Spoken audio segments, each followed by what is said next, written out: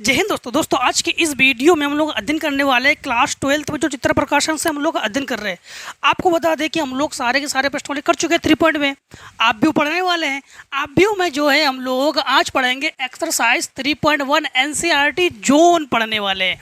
आपको बता दें कि इसमें हम लोग वैसे तो हमने 3.1 में आपको सब कुछ एक्सप्लेन कर दिया था, फिर भी आपको इसमें बता रहे हैं कि इसमें हम लोग एनसीईआरटी जोन पढ़ने वाले हैं। एनसीईआरटी जोन में उससे पहले कुछ टॉपिक आपको बता देते हैं। सबसे पहली बात तो आपको आब्यू से परिचित कराते हैं कि आब्यू किसे कहते हैं। आब्यू आब्यू किसे कहते हैं ध्यान रखना कि जिसमें पंक्ति और स्तंभ हो उसे हम लोग सिंपल तरीके से, जिसे पंक्ति और स्तंभ हो उसे आब्यू कहते हैं। जैसे आप लोग ध्यान रखना इस प्रकार के लाइन को हम लोग कहते हैं पंक्ति। क्या कहते हैं? पंक्ति। और इस प्रकार के लाइन को हम लोग कहते हैं स्तंभ। क्लियर? तो इसे कहते हैं पंक्ति और इसे कहते हैं स्तंभ। और क्रम किसे कहते हैं? क्रम। क्रम का मतलब हो गया समझना, जैसे मान लो कि पहली पंक्ति पहला स्तंभ तो 1 2 2 पंक्ति, तो 2 पंक्ति 1 2 3 स्तंभ, तो इसे कहते हैं क्रम। इसी प्रकार अगर वर्ग आब्यू किसे कहते हैं? वर्ग आब्यू। वर्ग आब्यू अगर हमारे पास पंक्तियों की संख्या और स्तंभों की संख्या अगर बराबर हो तो उसे कहते हैं वर्ग आब्यू। उसे क्या कहते हैं? वर्ग आब्यू। जैसे मान लो कि हमारे पास 1 2 3 4 5 6 7 8 9, इसमें पंक्तियों की संख्या और स्तंभों की संख्या बराबर है, तो इसे कहेंगे वर्ग आब्यू। इसके बाद क्षैतिज आब्यू किसे कहते हैं? क्षैतिज आब्यू। क्षैतिज आब्यू। क्षैतिज आब्यू ध्यान रखना कि अगर पंक्तियों की संख्या और स्तंभों की संख्या में अगर स्तंभों की संख्या अगर ज़्यादा हो और पंक्तियों की संख्या अगर कम हो तो उसे कहते हैं क्षैतिज आब्यू। क्या कहते हैं? क्षैतिज आब्यू। ठीक है। इसके बाद जैसे ये एक क्षैतिज आब्यू है। इसके बाद ऊर्ध्वाधर आब्यू किसे कहते हैं? ऊर्ध्वाधर आब्यू। ऊर्ध्वाधर आब्यू किसे कहते हैं? जैसे मान लो कि पंक्तियों की संख्या अगर स्तंभों की संख्या से ज़्यादा हो तो उसे कहते हैं हम लोग ऊर्ध्वाधर आब्यू। जैसे हमारे पास 1 2 3 4 5 6, समझना आप लोग। एक काम करते हैं, पंक्तियों की संख्या ज़्यादा है और स्तंभों की संख्या हमारे पास कम है। ठीक, तो पंक्ति हमारे पास 1 2 3, तो 1 पंक्ति 2 पंक्ति 3 पंक्ति, स्तंभ 1 है, तो इसे हम लोग कहेंगे ऊर्ध्वाधर आब्यू। तो ऊर्ध्वाधर आब्यू किसे कहते हैं? कि जिसमें हमारे पास पंक्तियों की संख्या अधिक हो और स्तंभों की संख्या अगर कम हो तो उसे कहते हैं हम लोग ऊर्ध्वाधर आब्यू। शून्य आब्यू किसे कहते हैं? शून्य आब्यू में प्रत्येक का मान अगर 0 हो, एक पंक्ति 0 हो, एक स्तंभ 0 हो, प्रत्येक आब्यू का मान 0 हो, प्रत्येक अवयव का मान 0 हो, तो उसे हम लोग क्या कहते हैं? शून्य आब्यू। ठीक है। इसी क्रम में हम लोग आब्यू का योगफल वगैरह तो हम लोग सब लोग आप लोग जान चुके हो। जैसे हमारा 3.1 का पहला क्वेश्चन, ठीक, तो इतना तो आप लोग जान चुके हो। तो देखो पहला क्वेश्चन देखो, तब आप लोग क्या है पहला क्वेश्चन। पहले क्वेश्चन में हमारे पास है कि इस प्रकार से a बराबर 2 5 2 5 19 माइनस 7 35 माइनस 2 5/2 12 √3 1 माइनस 5 और 17। एक चीज़ ध्यान रखना कि अगर आपके पास बुक भी नहीं है तो कोई दिक्कत नहीं, सारे क्वेश्चन तो हम प्रोवाइड करते ही है। और आपके पास बुक है, अगर क्वेश्चन आगे पीछे है तो उसको मैच जरूर करा लेना। ठीक है, मैच कर लेना। और क्वेश्चन कुछ आज चेंजमेंट भी है तब भी आप लोग कमेंट सेक्शन में कमेंट कर देना। ठीक है। हाँ, इनके लिए इनका कहना है कि आब्यू की कोटि, आब्यू अवयवों की संख्या और आपके पास नीचे और भी मान हैं। तो सबसे पहली बात तो ये है, पहले में इनका कहना है कि आव्यूह की कोटि ज्ञात कीजिए। आव्यूह की कोटि। अब सबसे पहली बात आप लोग ध्यान रखना कि इनका कहना क्या है, इनका कहना है कि जो आव्यूह की कोटि है, आव्यूह की कोटि बताइए। तो कोटि हम जब बताएंगे आपको तो समझना कि एक पंक्ति जिसको रो 1 कहेंगे, दूसरी पंक्ति जिसको रो 2 कहेंगे, तीसरी पंक्ति जिसको रो 3 कहेंगे। तो 3 इंटू 1 2 3 4। तो हम लोग कहेंगे आव्यूह की कोटि क्या है, 3 इंटू 4, 3 पंक्ति 4 स्तंभ। इसके बाद इनका कहना यह भी है कि अवयवों की संख्या ज्ञात कीजिए। तो दूसरा, अवयवों की संख्या, तो 4 तिया 12। तो अवयवों की संख्या कितनी है, 12। गिन लो आप लोग टोटल कितने अवयव है, 12 अवयव है। इसके बाद तीसरे नंबर में इनका कहना यह है, तीसरे नंबर में कि A13 पहली पंक्ति तीसरा स्तंभ। तो पहली पंक्ति और इनका कहना क्या है कि पहली पंक्ति तीसरा स्तंभ को छोड़ दो। इनका ये कहना है कि पहली पंक्ति तीसरा स्तंभ को छोड़ दो, तब बताओ इनका। नहीं, पहली पंक्ति तीसरा स्तंभ, तो पहली पंक्ति ये हमारे पास पहली पंक्ति है और 1 स्तंभ 2 स्तंभ 3 स्तंभ, ये हमारे पास तीसरा स्तंभ है। ठीक, तो A13 में कौन आया है, 19। कौन आया है, 19। इसके बाद इनका कहना है कि A21 A21 का मतलब जानते हो, A21 का मतलब ये हुआ है कि दूसरी पंक्ति पहला स्तंभ। तो दूसरी पंक्ति और पहला स्तंभ, तो कौन फंसा बीच में, 35। तो ये आ गया हमारे पास 35। इसके बाद है A33। तो A33 तो तीसरी पंक्ति और तीसरा स्तंभ, बीच में कौन आया है, 5/2। तो हम लोग कहेंगे 5/2। फिर A24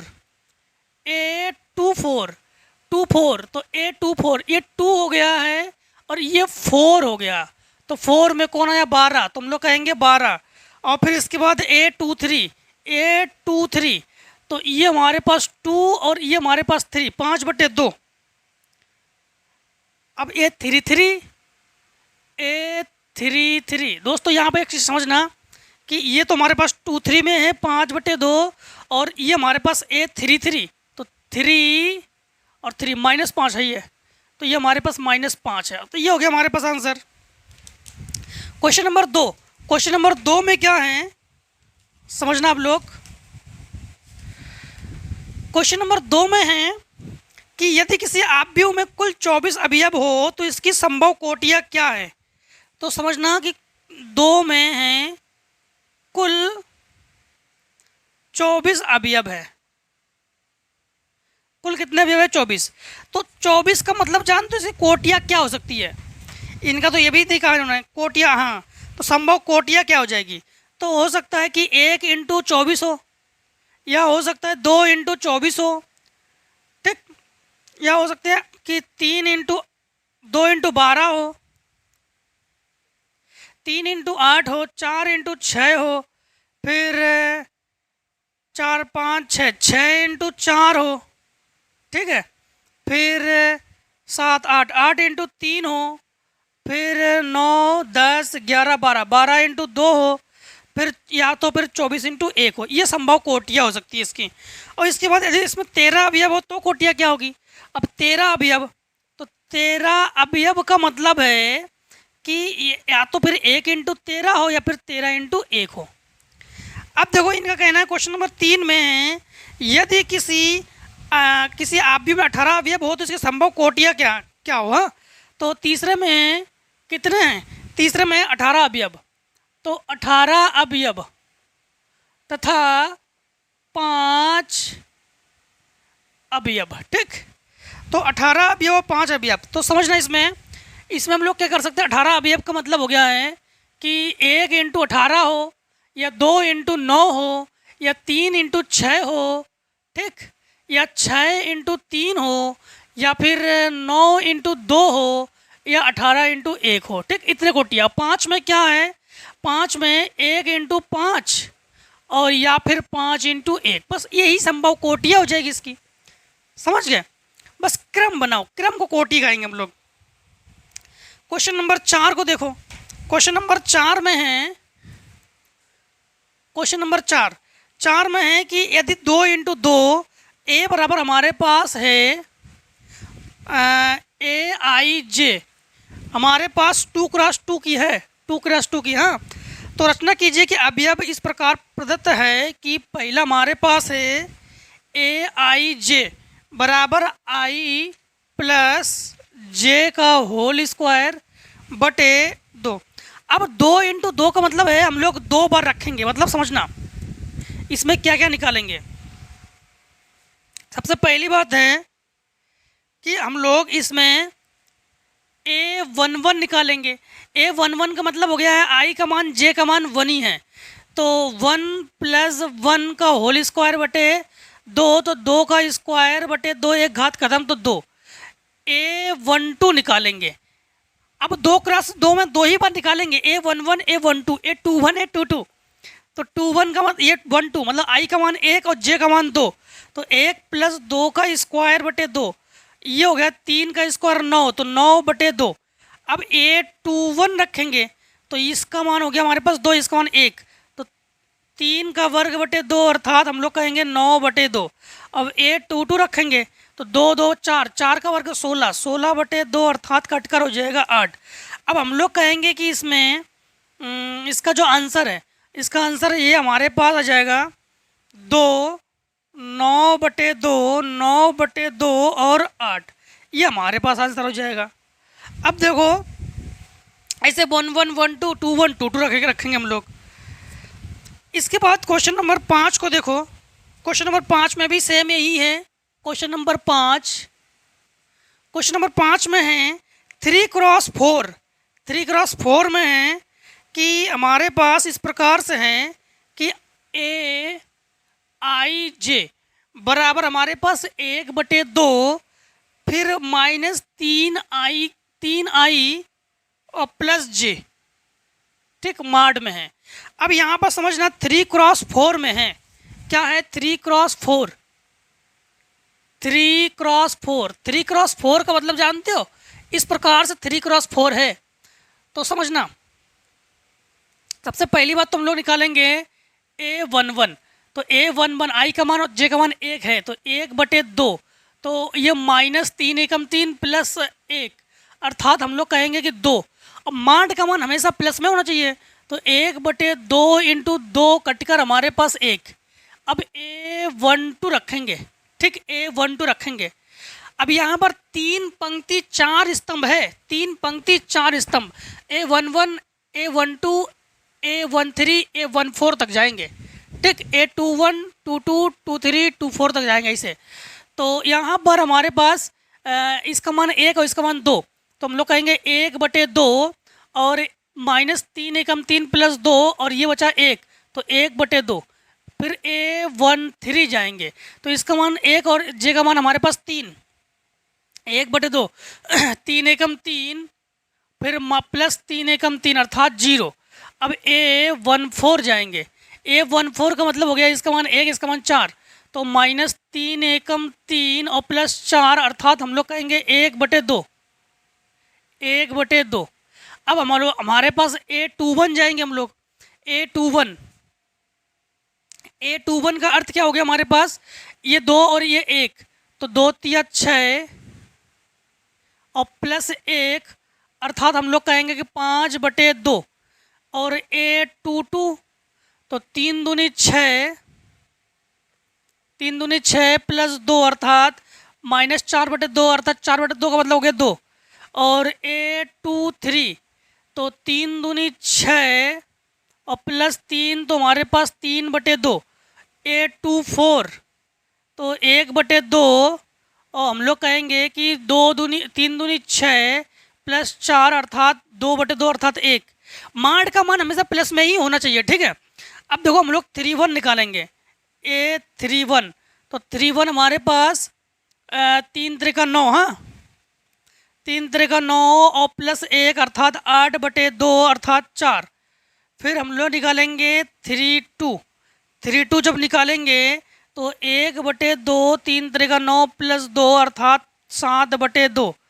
फिर निकालेंगे हम लोग 3 3, तो 1/2 3 3 9 और 9 और +3 6/2 अर्थात 3। फिर A3 4 1/2 और 3 3 9 +4 अर्थात 5/2।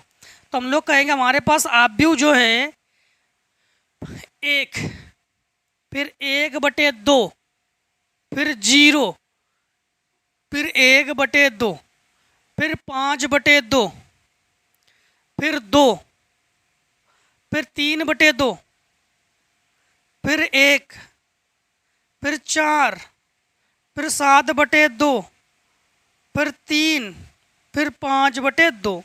और ये हो गया हमारे पास तीसरी पंक्ति। देखो, एक पंक्ति, दो पंक्ति, तीन पंक्ति, एक स्तंभ, दो स्तंभ, तीन स्तंभ, चार स्तंभ हो गया।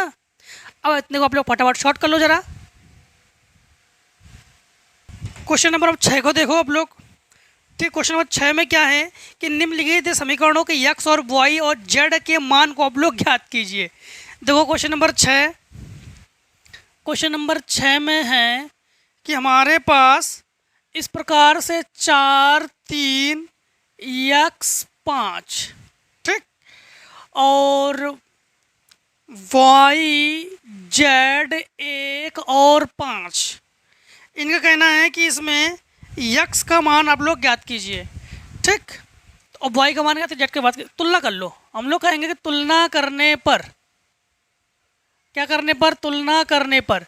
दो x की जगह 1 है तो हम लोग कहेंगे x बराबर 1, y की जगह 4 है तो y बराबर 4, z की जगह 3 है, z बराबर 3, और 5 की जगह 5 है, मतलब तुलना कर सकते हैं हम लोग। ठीक है, ये हो गया आंसर। इसी में तो 6 में भी और एक पार्ट है, बी पार्ट, तो आप लोग इजीली कर लेना। सी पार्ट मतलब तीसरा पार्ट हम बता रहे हैं, ये पहला पार्ट है, तीसरा पार्ट बता रहे हैं। तीसरे पार्ट में है x + y + z बराबर हमारे पास 9, इस प्रकार से, और x + z का मान है 5, और y + x का मान है हमारे पास 7। इसमें भी हम लोग तुलना ही करेंगे। तुलना जब कर लेंगे तो यहाँ पर x + y + z बराबर हमारे पास 9, और x + z बराबर हमारे पास 5, y + x बराबर हमारे पास 7। y + x की z है, y + x है। अभी x + z या x + y की जगह हम लोग लिख सकते हैं 7, तो इसकी जगह लिखेंगे 7। 7 + z बराबर 9, पक्षांतर करो तो z बराबर 2। z का मान इसमें रखोगे तो z का मान 2 है ना, तो x + z बराबर हमारे पास 5 है, तो x + 2 बराबर 5, तो x बराबर हम लोग कहेंगे 3। x का मान इधर रखोगे तो y बराबर 4, तो y बराबर हमारे पास 4। तो आंसर हमारे पास है x बराबर 3, y बराबर 4, z बराबर 2, और ये हमारे पास आंसर हो जाएगा। ठीक, अब देखो क्वेश्चन नंबर हम लोग करेंगे 7। क्वेश्चन नंबर 7 को देखो, वैसे इजी है एकदम से ये। क्वेश्चन नंबर 7 को देखो, क्वेश्चन नंबर 7 में है कि हमारे पास a - b और इसके बाद है 2a + c और 2a - b और 3c + d हमारे पास बराबर हमारे पास है कि -1 5 0 13। इनका कहना है कि a b c d के मान आप लोग ज्ञात कीजिए। ठीक है, a b c d के मान जो है आप लोग ज्ञात कीजिए। देखो सिंपल तरीके से इसको भी करेंगे हम लोग, कोई कठिन नहीं है। तुलना इसमें भी करेंगे हम लोग कहेंगे तुलना करने पर a - b बराबर -1 है, समीकरण डाल दो 1, और 2a - b बराबर हमारे पास 0, समीकरण 2, 2a + c बराबर 5, समीकरण 3, और 3c + d बराबर 13, समीकरण 4।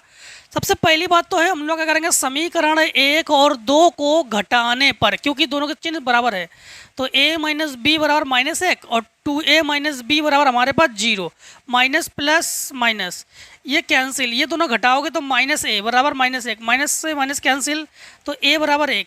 a का मान जो है आप लोग चाहो समीकरण 1 में रख दो, चाहो समीकरण 2 में रख दो, चाहो समीकरण 3 में रख दो, किसी में भी रख सकते हो। तो समीकरण 1 व 3 में रखोगे, ठीक। तो 1 में, तो 1 माइनस बी बराबर -1, इसको तो पक्षांतर करो, तो माइनस बी बराबर -2, माइनस से माइनस कैंसिल, तो b बराबर 2। अब हम लोग रखेंगे समीकरण 3 में, तो 2 × 1 प्लस c बराबर 5, तो c बराबर हम लोग कहेंगे 3। अब c का जो मान है वो रखेंगे हम लोग समीकरण किस में, समीकरण 4 में। जब 4 में रखेंगे तो 3 × 3 प्लस डी बराबर 13, 3 3 का 9, तो डी बराबर हमारे पास 13 माइनस 9, तो डी बराबर 4। तो आंसर ए बराबर हमारे पास क्या है, ए बराबर 1 है, बी बराबर हमारे पास 2 है, सी बराबर 3 है और डी बराबर 4 है, और यही हमारे पास आंसर है बढ़िया आंसर। अब देखो क्वेश्चन नंबर हम लोग करेंगे, क्वेश्चन नंबर 8। हाँ, क्वेश्चन नंबर 8 को करते हैं। क्वेश्चन नंबर 8 में इस प्रकार से है कि a बराबर हमारे पास है कि a i j में है m × n, एक वर्ग आव्यूह है। तो वर्ग आव्यूह, एक चीज़ ध्यान रखना, तो वर्ग आव्यूह किसे कहते हैं, जिसमें हमारे पास पंक्ति और स्तंभ बराबर हो। पंक्ति और स्तंभ जो है वो कैसे हो, बराबर। तो हम लोग कहेंगे कि वर्ग आव्यूह किसे कहते हैं, जिसमें पंक्ति, यम पंक्ति और n क्या है, स्तंभ है। तो यम और यन दोनों आपस में बराबर हो तो उसे क्या कहते हैं हम लोग, वर्ग आव्यूह कहते हैं, ठीक है। तो यहाँ पर कौन सा ऑप्शन सही हो जाएगा हमारे पास, सी। तो सी ऑप्शन जो है हमारे पास सही है, ठीक है।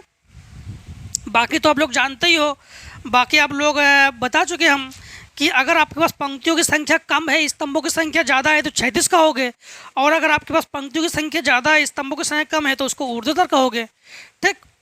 तो यहाँ पर समझना क्वेश्चन नंबर हमारे पास 9, क्वेश्चन नंबर 9 को समझो। क्वेश्चन नंबर 9 में है कि x और y की प्रदत्त किन मानों के लिए आव्यूह के निम्नलिखित युग्म समान हैं। मतलब पहले हमारे पास क्या दिया गया, 3x + 7, 3x + 7 और 5 और y + 1 और 2 - 3x बराबर हमारे पास है 0y - 2, 0y - 2 और 8 और 4, ठीक, 8 और 4। इनका कहना है कि x और y के किन मानों के लिए, x और y के किन मानों के लिए। समझना सबसे पहली बात तो है कि 3x + 7 बराबर हमारे पास क्या है, 0। तो x बराबर हम लोग कहेंगे -7/3। अब हमारे पास y - 2 बराबर 5, तो y बराबर हमारे पास 7, ठीक। और इधर हमारे पास x का मान और y का मान हम लोगों ने निकाल लिया। तो यहाँ पर चेक करते हैं x और y का मान है कि नहीं है। पहला है x बराबर -1/3 जो कि गलत है, दूसरा है ज्ञात करना संभव नहीं है, तीसरा है 7 x का मान -2/3 ये भी नहीं है, और डी है x का मान -1/3, तो कोई ऑप्शन नहीं है। तो हम लोग कहेंगे बी पार्ट कहेंगे, ज्ञात करना संभव नहीं है। तो कौन सा, ज्ञात करना संभव तो वैसे है लेकिन इस ऑप्शन के अनुसार नहीं है, तो हम लोग कहेंगे हमारे पास कौन सा सही है, बी ऑप्शन जो है सही है हमारे पास। कौन सा ऑप्शन सही है, बी ऑप्शन। क्वेश्चन नंबर 10 का मतलब है इस बुक के अकॉर्डिंग आपके पास आखिरी क्वेश्चन है। अगर आपके बुक में और भी क्वेश्चन है तो ज़रूर शेयर कीजिए, उसे हम प्रोवाइड करने की पूरी कोशिश करेंगे, ठीक है। तो क्वेश्चन नंबर 10 में क्या है, क्वेश्चन नंबर 10 में है कि 3 × 3 कोटि के, तो 3 × 3, तो 3 × 3 का मतलब हो गया वर्ग आव्यूह है, ये पंक्ति और स्तंभ बराबर है, ठीक है, 3 पंक्ति 3 स्तंभ है। कोटि के ऐसे आव्यूह की कुल कितनी संख्या होगी जिनकी प्रत्येक प्रविष्ट 0 या 1 है।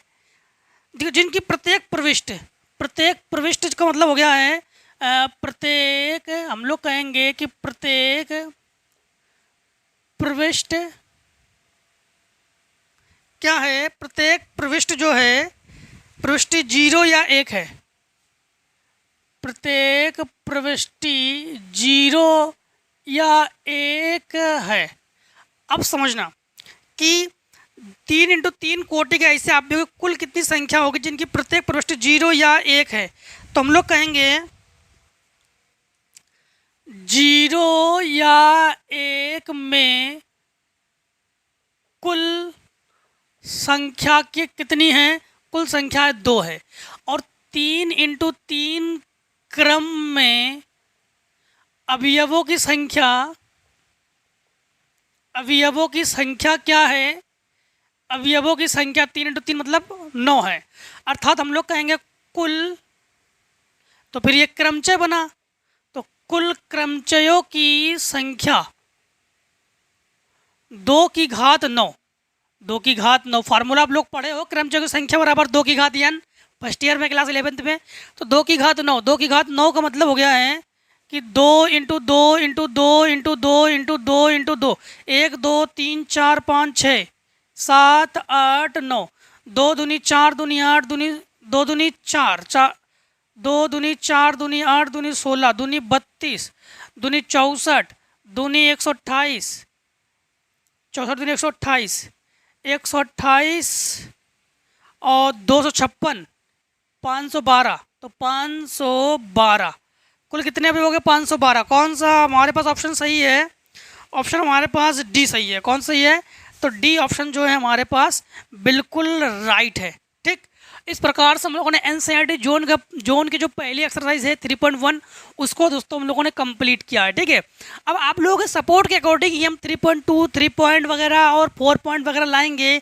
इसके लिए आप लोग एक काम करोगे, अधिक से अधिक सपोर्ट करोगे। ठीक है, तो दोस्तों मिलते हैं नेक्स्ट वीडियो में। इस वीडियो में इतना ही। जय हिंद, जय भारत। अब लोग स्वस्थ रहिए, मस्त रहिए और इस प्रकार से हर एक एक्सरसाइज में मिलते जरूर रहिए। ठीक है, अब टेक स्क्रीनशॉट।